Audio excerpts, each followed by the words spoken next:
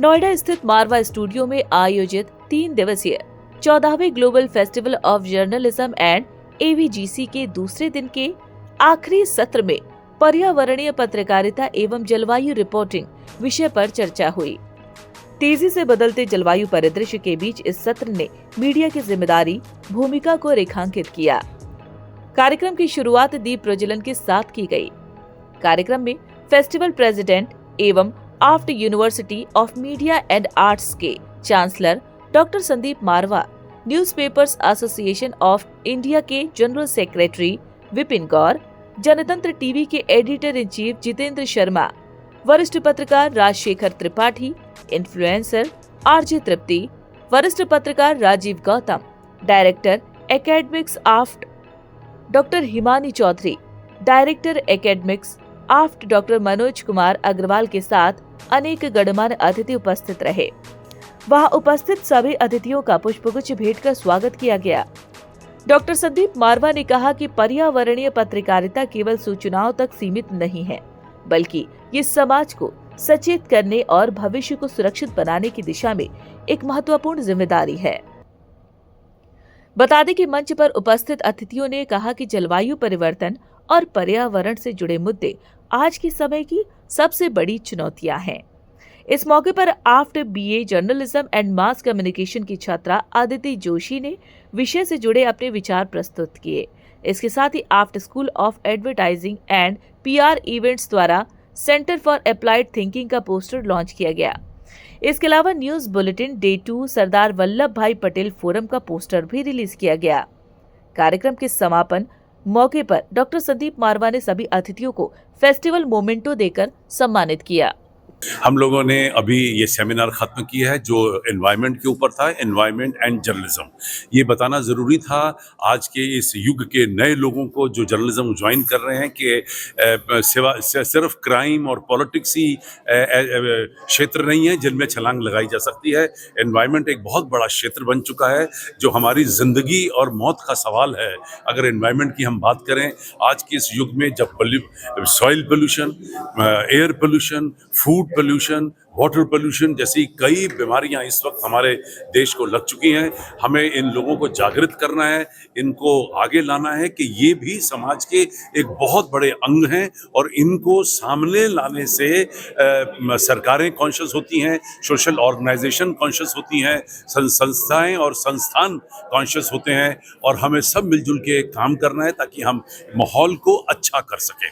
और जर्नलिज्म की जहां बात करते हैं तो सिर्फ जर्नलिस्ट का ही ये काम नहीं है, उसका भी ये काम है जो आम आदमी अपनी जिंदगी अपने देश में व्यतीत कर रहा है। ओके, सो मेरे ख्याल से हम जितने भी पैनल में बैठे हुए थे सबका एक ही मत था कि हमारे पास पावर है आवाज उठाने की। हम हमेशा ये सोचते हैं कि अकेला चना बाहर नहीं फोड़ता, क्या ही करेगा, एक बंदा आवाज उठा के कुछ नहीं बदल सकता। बट जैसे कि एक केस उठा अरावली का और उसके बारे में बहुत सारे लोग आगे आए, सबने बात की। हालांकि राजस्थान का एक केस है लेकिन उसके बाद भी लोगों ने इतनी बातें की कि उस केस के उस जो ऑर्डर आया था उसको चेंज करना पड़ा। तो कहीं ना कहीं हमें ये रियलाइज करने की जरूरत है कि हमारी आवाज में वो पावर है कि चीजें बदली जा सकती हैं। सही चीज के लिए सही टाइम पर आवाज उठाना है बस। देखिए, वो सोसाइटी के लेवल पे या एक यूनिट के तौर पे आपकी फैमिली या आप, वो तो करना ही चाहिए कि मतलब हम अगर छोटे छोटे चीजें हम ध्यान रखेंगे तो बड़ा समाज जो है, समाज तो आप ही और हमसे बनता है। तो वो जैसे जिक्र हो रहा था कि पहाड़ों पे जाके आप गंदगी करते हो, तो वो अगर हम खुद अपना चेक करते तो इसका फायदा है। लेकिन जिसको कहते हैं कि पॉलिसी लेवल जर्नलिज्म, फिर वो बड़ी पिक्चर की बात करेगा ना। तो जर्नलिज्म में जब एनवायरनमेंट और क्लाइमेट की बात होगी तो हमें ये देखना होगा कि सबसे पहली चीज ये है कि उसके लिए कितना स्पेस हमारे पास है, हम कितना स्पेस दे रहे हैं। जैसे मैंने कहा कि अंग्रेजी का जर्नलिज्म जो है, इंग्लिश का जर्नलिज्म, उनके यहाँ यह ऑर्नामेंटल है। क्या कुछ कहना चाहेंगे आज जिस तरह से एनवायरनमेंट पे सभी ने बात रखी, तो आप किस तरह से लोगों को मैसेज देना चाहेंगे? देखिए, मैं अभी बोल रहा था जो पौ से पर्यावरण, पौ से प्राण और पौ से पत्रकारिता, तीनों को हम को रिलेट करते हैं, जोड़ते हैं। और पर्यावरण तो हर व्यक्ति के लिए जरूरी है, क्योंकि यह सांस से जुड़ा मामला है।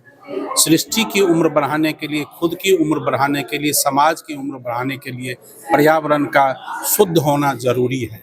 और हम पर्यटक बने, प्रदूषक नहीं बने। हमारा एक स्लोगन है आज ही जो हम कहीं भी जाएं, पर्यटक बने, प्रदूषक नहीं बने, प्रदूषण वहाँ जाकर नहीं करें। और मैं अभी बोल ही रहा था तो जब वन में सत्ता जाती है तो बहुत बड़ा काम हो जाता है ना। वो आदमी भगवान हो जाता है।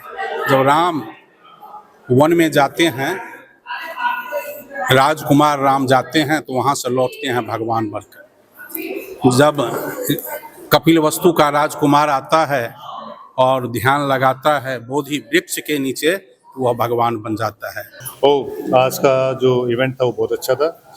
खासकर जो टॉपिक था environment reporting and climate reporting जो था वो बहुत अच्छा था। और मैं यही कहूँगा कि इस तरह के सब्जेक्ट्स जो हैं वो हमेशा उठते रहने चाहिए, क्योंकि ये एक ऐसा सब्जेक्ट है जो कि सब लोगों से जुड़ा हुआ है। क्योंकि हम सब लोग जो हैं हवा लेते हैं, साफ़ हवा लेने का हक हम सबको है। और अगर हमारे आसपास का एनवायरनमेंट क्लीन नहीं होगा तो निश्चित तौर पर ये हम सब के लिए एक सोचने वाली बात है। आज हम AQI की बात करते हैं, लेकिन AQI क्यों ख़राब हो रहा है, इसके पीछे वजह क्या है, ये जानना ज़रूरी है। यमुना का पानी क्यों गंदा है, ये जानना ज़रूरी है। तो हमारे आसपास जितनी भी चीज़ें हैं, जो तमाम चीज़ें हैं जो हम कंज्यूम करते हैं, चाहे हम खाते हैं, चाहे पीते हैं, चाहे हम साफ़ हवा जो है हम ले रहे हैं, तो वो सब चीज़ें जो हैं वो एनवायरनमेंट से जुड़ी हुई हैं। तो जो आज का सब्जेक्ट था वो बहुत अच्छा था और मैं इसके लिए AAFT और आप सब लोगों को बधाई देता हूँ। और मुझे ये भी बड़ा अच्छा लगा कि जो स्टूडेंट्स हैं जो ये कोर्स कर रहे हैं वो बड़े अच्छे स्टूडेंट्स हैं। यहाँ पे बड़े अच्छे तरीके से उन्हें पढ़ाया भी जा रहा है और तभी ऐसे सब्जेक्ट्स हैं जो यहाँ पर आज डिस्कशन किया जा रहा है।